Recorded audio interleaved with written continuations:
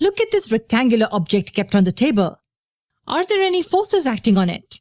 Yes, there is a gravitational force pulling it down and an equal and opposite normal force pushing it up.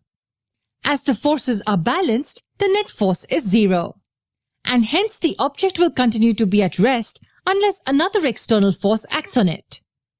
Now if we push the object towards the right, what happens? The object moves towards the right, correct? Yes, that's because we applied a force towards the right and the forces were unbalanced.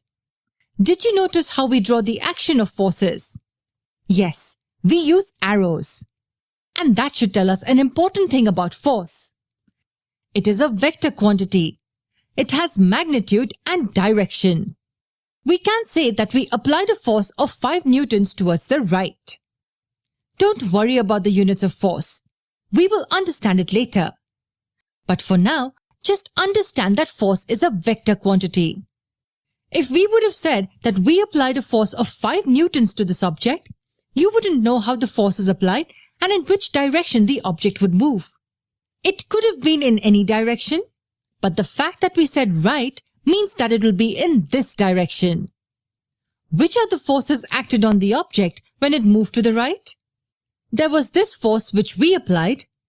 Then were forces of air resistance and friction towards the left.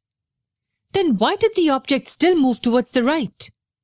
The upward and downward forces cancel each other, so the question of the object moving upwards or downwards will not arise.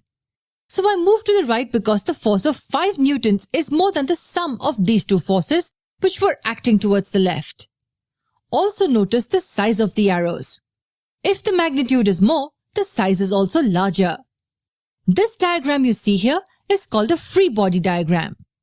Looking at it will give us an overall idea if the forces are balanced or not. And that in turn will also give us an idea about the direction in which the object is going to move.